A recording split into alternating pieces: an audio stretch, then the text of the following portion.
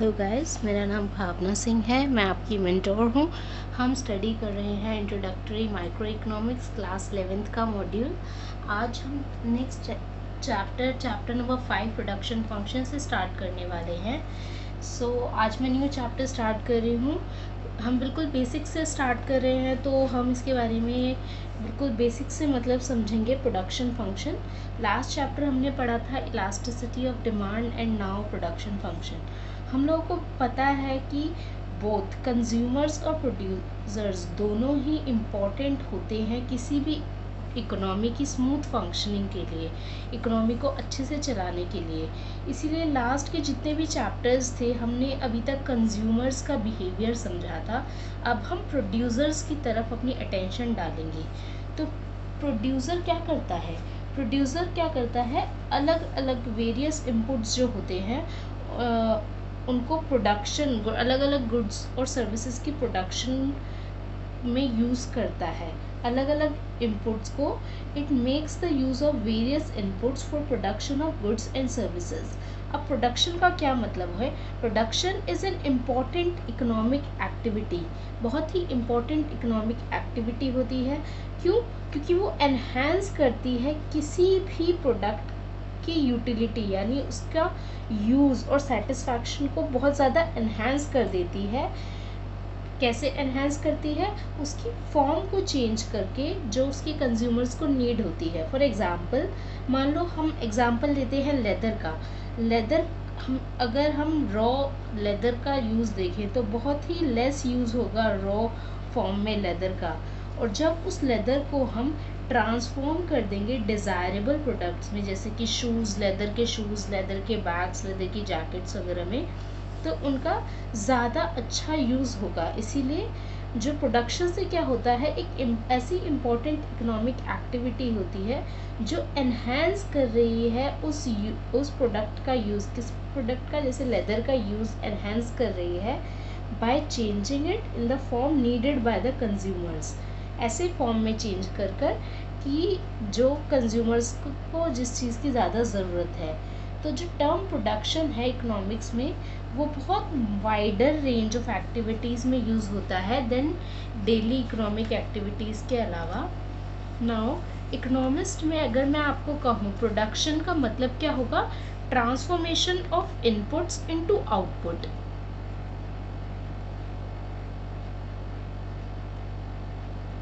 Production means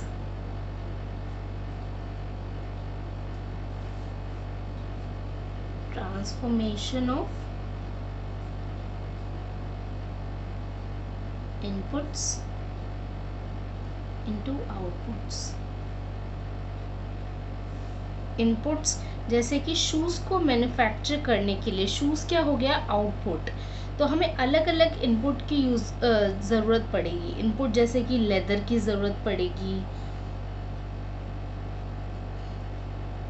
leather की, land की ज़रूरत पड़ेगी, लेबर की ज़रूरत पड़ेगी। लैंड मतलब जहाँ पे वो बनाया जाएगा, लेबर जो लोग काम करेंगे,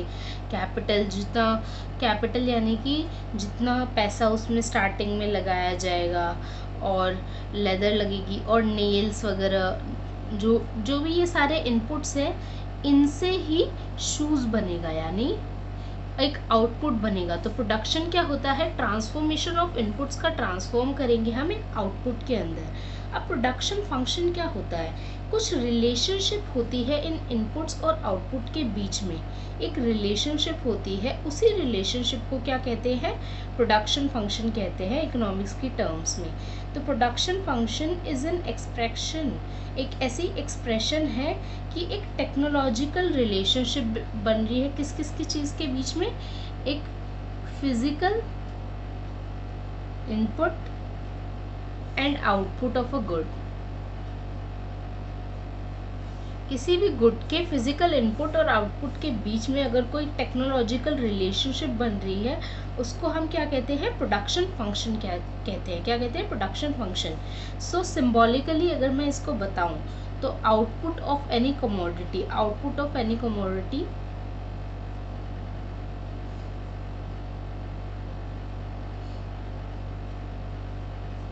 is equals to the functional relationship, F का मैंने आपको बताया था मतलब क्या होता है, functional relationship between the inputs, input 1, input 2, ऐसे 1 2 3 जितने भी इनपुट्स होंगे,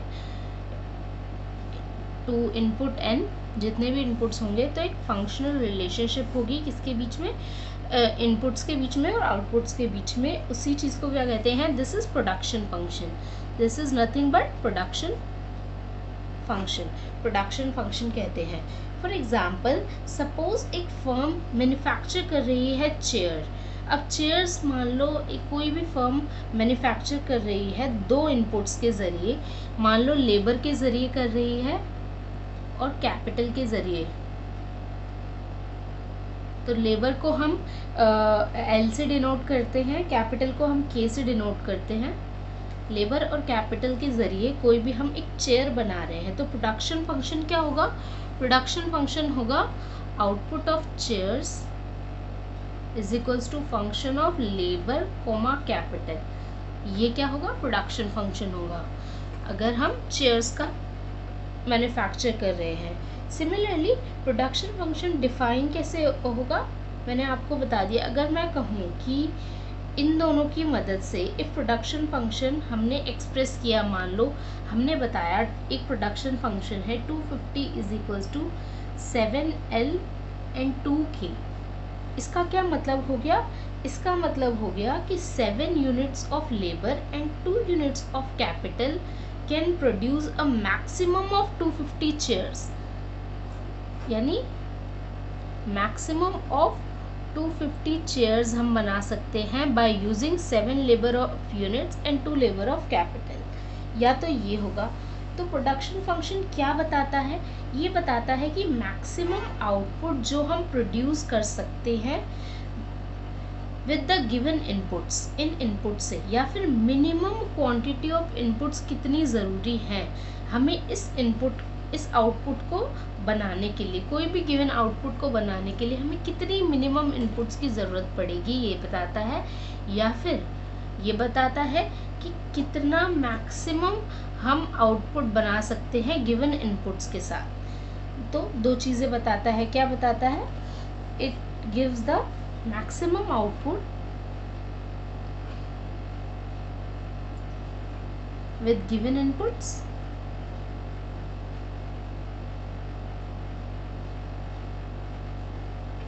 और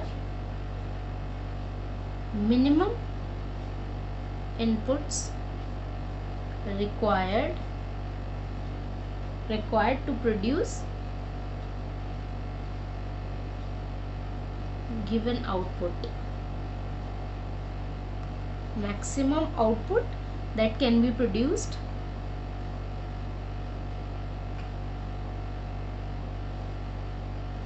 तो ये बताता है। या फिर minimum inputs required to produce a given output, ये बताता है, क्या बताता है, production function. Also production function मैंने आपको बता दिया एक रिलेशनशिप है किस किस चीज़ के बीच में, इनपुट्स के बीच में और आउटपुट के बीच में, जो कि टेक्निकल रिलेशनशिप है। क्या है, एक टेक्नोलॉजिकल रिलेशनशिप है। सो प्रोडक्शन फंक्शन इकोनॉमिकल नहीं होता नेचर में, क्यों, क्योंकि हम वैल्यू नहीं कंसिडर कर रहे इन इनपुट्स और आउटपुट्स की, इनकी हम वैल्यू नहीं हम कर रहे कंसिडर, इंस्टेड हम इनकी एक बता रहे हैं कि इतना यूनिट्स हो सकता है, इतना यूनिट्स ऑफ लेबर है, इतना यूनिट्स ऑफ कैपिटल है। तो प्रोडक्शन फंक्शन जो है is always defined with respect to a given technology. एक गिवन टेक्नोलॉजी हमेशा होती है, क्या होती है, given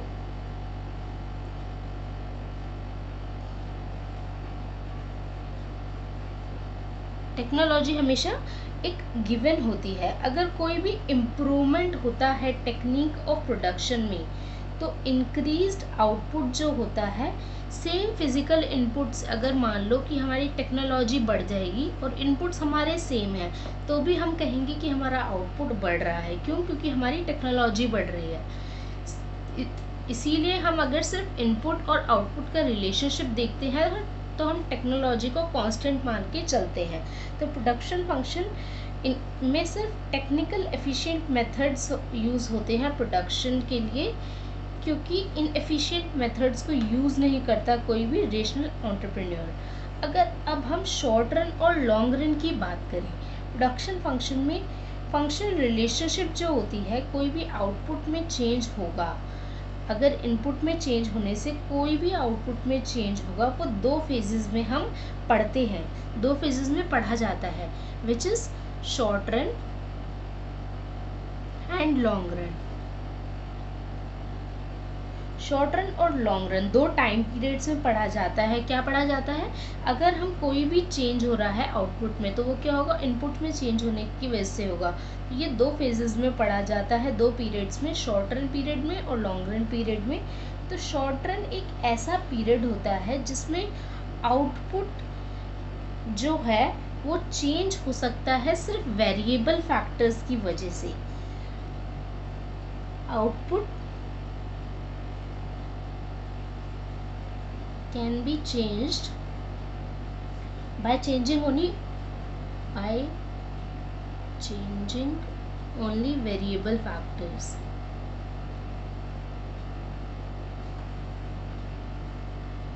variable factors.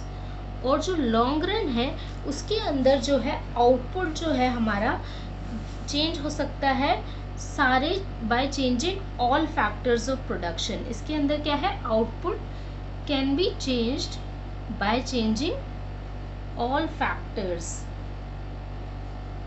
of production, यानी फिक्स्ड भी और वेरिएबल भी।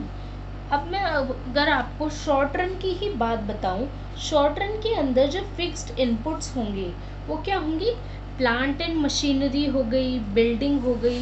क्यों? क्योंकि ये चेंज नहीं हो सकते जल्दी से। हम प्लांट और मशीनरी को चेंज नहीं कर सकते, लैंड को चेंज नहीं कर सकते, बिल्डिंग को चेंज नहीं कर सकते। तो ये क्या है, ये फिक्स्ड फैक्टर्स होते हैं।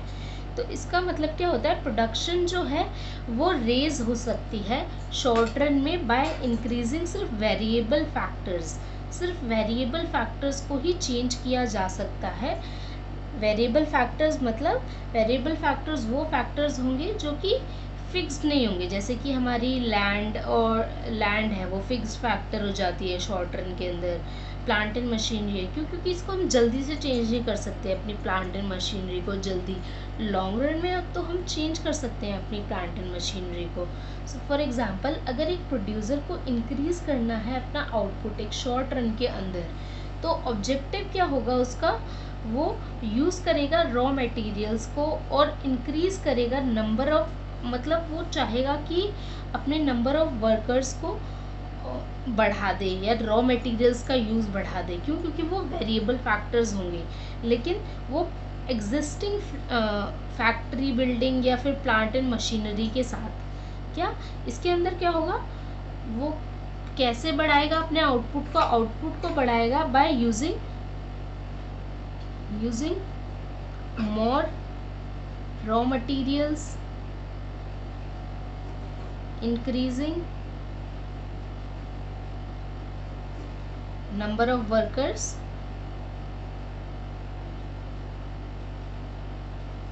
by using existing plant and machinery और existing building के साथ। यानी हमारे ये क्या है, ये वेरिएबल फैक्टर्स हैं। वेरिएबल फैक्टर्स में तो चेंज ला रहा है, वो मोर कर रहा है और इंक्रीज कर रहा है वेरिएबल फैक्टर्स को, लेकिन जो फिक्स्ड फैक्टर्स हैं उनको क्या कर रहा है, सेम रखा हुआ है उसने। यानी by existing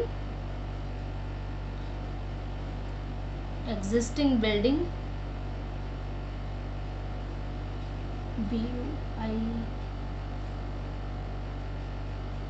building, plant and machinery. So existing plant and machinery, existing building के साथ वो मतलब उसने शॉर्ट रन के अंदर क्या किया, अपने फिक्स्ड फैक्टर्स तो फिक्स रख लिए हैं और वेरिएबल फैक्टर्स में चेंज ला रहा है। लेकिन लॉन्ग रन के अंदर क्या होता है, जो फिक्स्ड फैक्टर्स और वेरिएबल फैक्टर्स सबके अंदर यानी ऑल फैक्टर्स के अंदर चेंजेस आता है। किसके अंदर? ऑल फैक्टर्स के अंदर चेंजेस आता है। तो लॉन्ग रन क्या होता है, एक इतना लॉन्ग पीरियड होता है जिसके अंदर सारे इनपुट्स के अंदर चेंजेस आ सकता है, सारे इनपुट्स के अंदर। फॉर एग्जांपल फैक्ट्री का जो साइज़ है, अगर कोई फैक्ट्री है उसका साइज़ में चेंज कर सकते हैं, नई टेक्निक्स ऑफ प्रोडक्शन, नई मशीनरी आ सकती है, मशीनरी वगैरह में भी चेंजेस आ जाएगा, बिल्डिंग लैंड एंड नई लैंड खरीद लेगा, वो नई फ्रेंचाइजी खरीद लेगा। सो लॉन्ग रन के अंदर सारे इनपुट्स के अंदर चेंजेस आ सकते हैं। तो इम्पॉर्टेंट पॉइंट मैंने आपको बता दिए, शॉर्ट रन और लॉन्ग रन के अंदर क्या होता है, इन दोनों के अंदर बेसिक डिफरेंस यही होगा कि जो है एक कैलेंडर पीरियड नहीं होता, सिर्फ एक फिक्स्ड टाइम स्पेन की बात करते हैं। हम ये नहीं कहते कि 1 साल या 2 साल, हम एक टाइम स्पेन की बात करते हैं। हाँ, शॉर्ट रन यानी इतने में चेंजेस आ जाएगा, लॉन्ग रन यानी बहुत लंबे टाइम का पीरियड है। हम एग्जैक्ट नहीं बता रहे कि एग्जैक्ट इतना ही टाइम है, हमने सिर्फ एक अप्रॉक्स या वेग फिगर के थ्रू हमने बता दिया। तो जो पीरियड है यहाँ पर वो रादर फंक्शनल कंसेप्ट है, यानी जो मैंने आपको बताया ये दोनों शॉर्ट रन पीरियड और लॉन्ग रन जो पीरियड है, ये क्या है, एक फंक्शनल कंसेप्ट है। फंक्शनल कंसेप्ट का मतलब होता है, फॉर एग्जांपल एक 10 साल का पीरियड जो है हो सकता है एक स्टील इंडस्ट्री के लिए छोटा हो, वहीं पर एक साल का पीरियड भी एक लॉन्ग रन पीरियड होगा एक वीट प्रोड्यूसर के लिए। वीट प्रोड्यूसर मतलब जो वीट का प्रोडक्शन करता है, वीट जो एक वीट का प्रोडक्शन करेगा और एक स्टील का प्रोडक्शन करेगा, इसके लिए 1 ईयर लॉन्ग क्या होगा, इसके लिए लॉन्ग टर्म होगा, और इसके लिए 10 ईयर्स भी क्या होगा, शॉर्ट टर्म हो सकता है।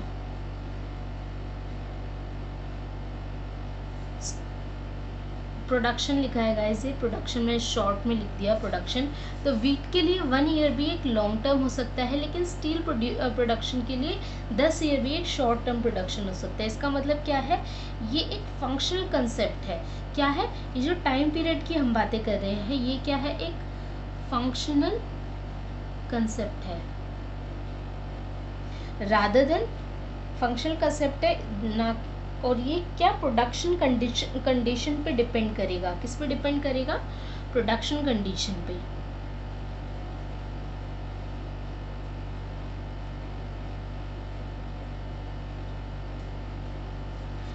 तो डिफरेंस मैंने बता दिया आपको शॉर्ट रन और लॉन्ग रन के अंदर।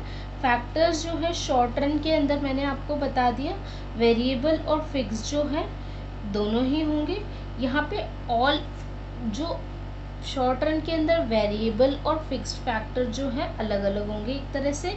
यहाँ पे सारे के सारे ही फैक्टर्स वेरिएबल है, लॉन्ग रन के अंदर सारे फैक्टर्स वेरिएबल है, मतलब सारे फैक्टर्स चेंज कर सकते हैं। ऑल फैक्ट जो भी चेंज करने का ही मतलब क्या होता है, वेरी करना मतलब चेंज करना। लॉन्ग रन के अंदर सारे फैक्टर्स चेंज हो सकते हैं, all factors can be changed, इसीलिए लॉन्ग रन के अंदर क्या है, all factors are variable, all factors are variable. और शॉर्ट रन के अंदर आपको पता है फिक्स फैक्टर्स अलग होते हैं, वेरिएबल फैक्टर्स अलग क्लासिफाई होते हैं। तो शॉर्ट रन के अंदर जो है डिमांड ज़्यादा एक्टिव होती है प्राइस डिटरमाइन करने के लिए, और सप्लाई इंक्रीज अचानक से नहीं हो सकती इन डिमांड के इंक्रीज होने से। और लॉन्ग रन के अंदर बोथ डिमांड एंड सप्लाई दोनों इक्वल रोल प्ले करते हैं प्राइस डिटरमाइन करने में, क्योंकि हम दोनों को ही एकदम से इंक्रीज या डिक्रीज कर सकते हैं। या प्राइस डिटर्मिनेशन भी एक डिफरेंस होता है। नाउ मैं आपको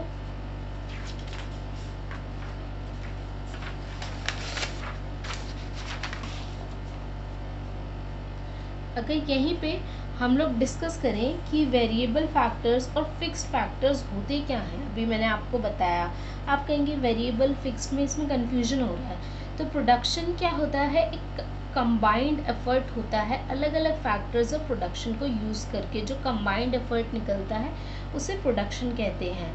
अब ये फैक्टर्स क्या क्या हो सकते हैं, वेरिएबल भी हो सकते हैं, फिक्स्ड भी हो सकते हैं।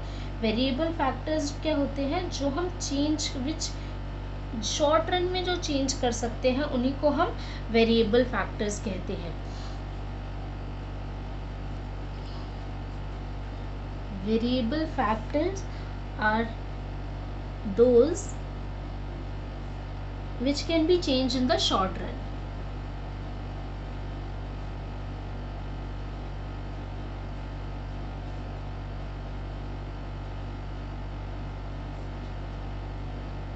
For example क्या रॉ मटेरियल हो गया, फ्यूल हो गया हमारा, कैजुअल लेबर्स जो है हमारे,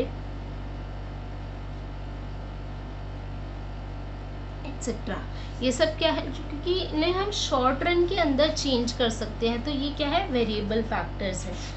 और यहीं पर अगर मैं आपको कहूँ फिक्स्ड फैक्टर्स क्या होते हैं, जो हम शॉर्ट रन में चेंज नहीं कर सकते, उनको क्या कहते हैं, फिक्स्ड फैक्टर्स कहते हैं। फिक्स्ड फैक्टर्स वो होते हैं जो हम which can not be change in the short run. For example जैसे कि प्लांट एंड मशीनरी हो गया, बिल्डिंग हो गया, लैंड हो गया, ये सब जो फैक्टर्स हैं ये, तो इनके बीच में भी आपको एक डिफरेंस पता लग गया वेरिएबल फैक्टर्स और फिक्स्ड फैक्टर्स के बीच में। अगर मैं कहूँ आपको प्रोडक्शन फंक्शन के टाइप्स क्या होते हैं, तो there are 2 types of production function. दो फिक्स्ड और वेरिएबल फैक्टर्स की वजह से 2 तरह के प्रोडक्शन फंक्शन होते हैं हमारे पास। एक है शॉर्ट रन प्रोडक्शन फंक्शन और है एक लॉन्ग रन प्रोडक्शन फंक्शन। अब यहीं पर शॉर्ट रन प्रोडक्शन फंक्शन को हम वेरिएबल प्रोपोर्शन टाइप भी कहते हैं।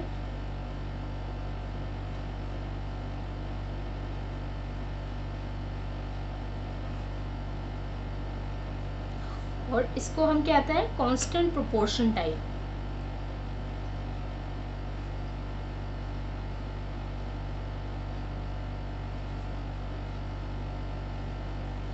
अगर यहीं पर शॉर्ट रन प्रोडक्शन फंक्शन में क्या करता है, हम एक ऐसी क्या स्टडी करते हैं, हम स्टडी करते हैं effect of output due to change in variable input की। शॉर्ट रन में मैंने आपको बताया था कि सिर्फ वेरिएबल इनपुट्स होंगे,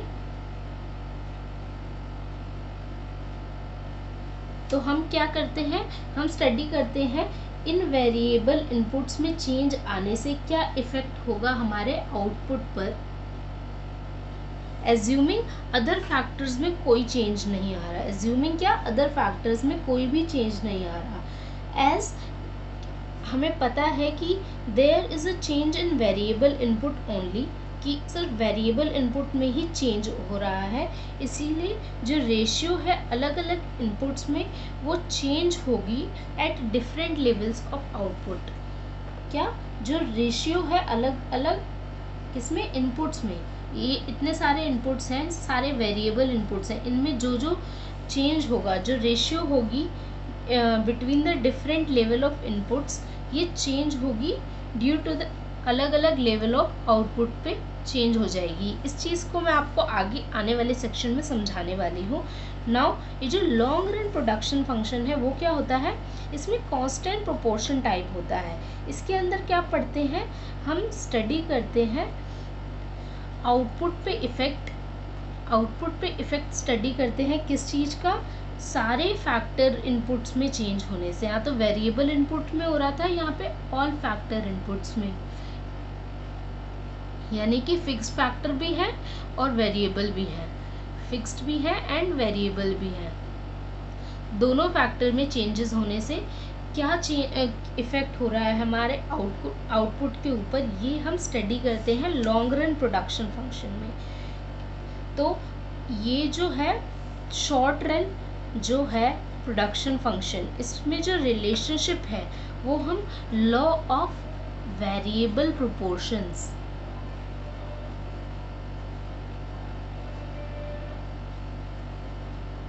ये एक लॉ है, उससे हम एक्सप्लेन करते हैं। और लॉन्ग रन प्रोडक्शन फंक्शन में जो रिलेशनशिप है वो हम किस चीज़, ये जो रिलेशनशिप जो हम इफेक्ट थे ये हम किस चीज़ से एक्सप्लेन करते हैं, ये हम एक्सप्लेन करते हैं law of returns to scale से।